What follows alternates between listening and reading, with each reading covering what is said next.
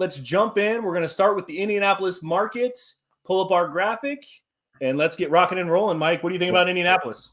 Let's kick it off. Yeah, we might, because we're going to add, so we've added so many. We usually do 5 submarkets. We've added 5 additional submarkets. So we might try to move through each of these just a little bit quicker because we've got more areas to cover. But I think that might be a better overall product, covering more areas.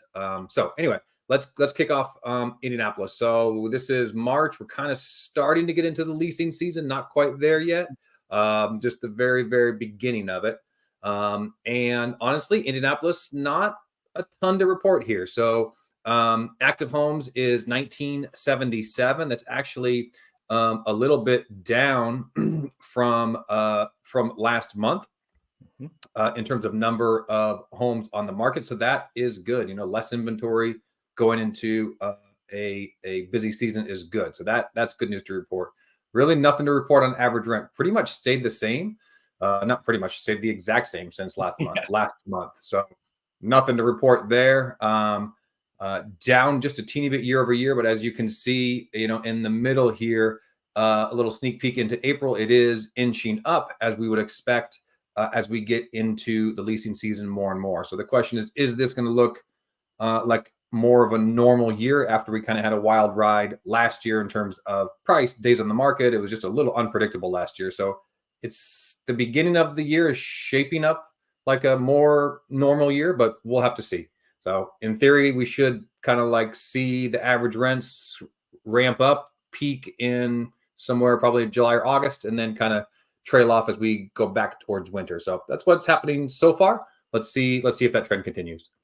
Average days on the market, 63 days on the market, which is, I mean, it's not great. You know, if you've been following this, it's been a wild ride. We'll see on the next slide here in a second what a wild ride it was last year. Coming out of the winter, that's not crazy based on the historical data, but it's not awesome. So 63 is, you know, okay. You know, we like to keep it lower than that, but we'll keep an eye on that. Hopefully, that should go down as the spring season kicks in. Yeah.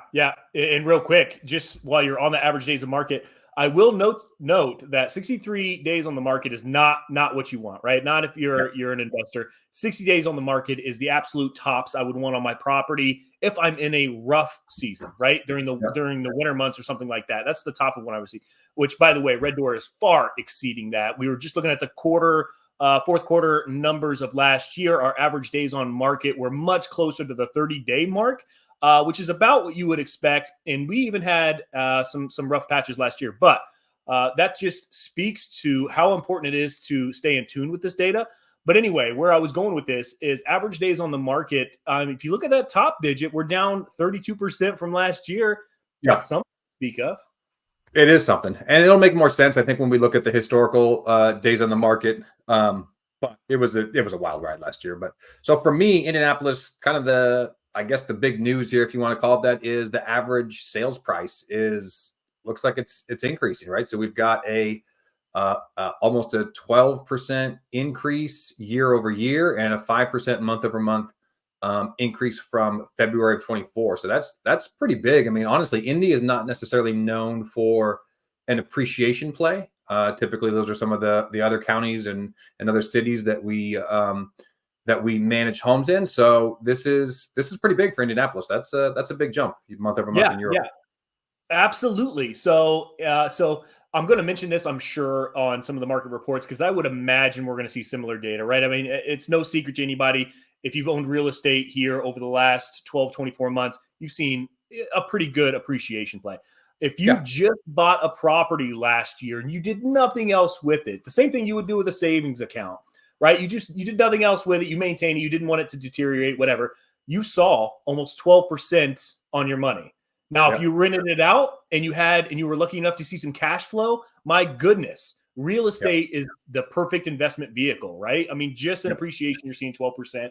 You're not going to find that in a savings account. You're not going to find that in a CD. You're not going to find that in money market.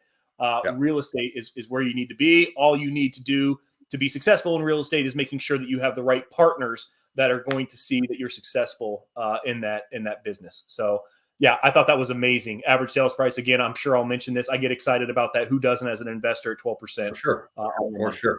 Yeah, that's a great return. Like as you mentioned, you get cash flow, you get also appreciation, which we're talking about. You got depreciation, which you can Mhm. take off on your taxes. So I mean, there's just so many ways to win when you invest in real estate. Yeah. Yeah, exactly. Yeah. So if you're ready, I'm going to go on here. Yeah, let's go to the next slide. Just for some kind of historical perspective for Indianapolis. On the left here is active homes on the market. The red line is this year. The blue line is last year.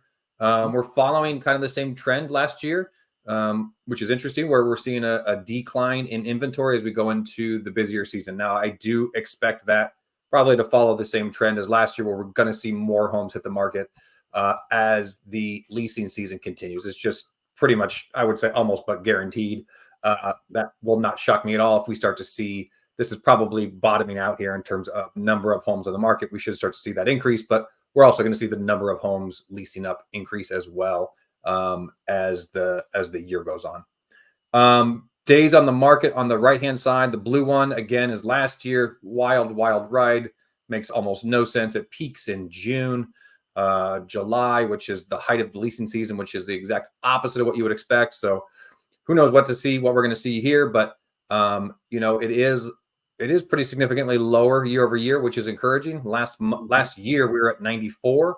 This year we're at 63. So 63, as you mentioned, is not anywhere where you want to be as an investor, but it is encouraging to see that down that much, and hopefully that trend continues to go down again as the leasing season picks up and we get into the busy season here. Yeah, exactly. And as we all know, last year was a little bit of a wild ride as all of these markets were beginning to stabilize a little bit. So I'm very excited to keep this going and see where we land in comparison to what I would consider a wild ride.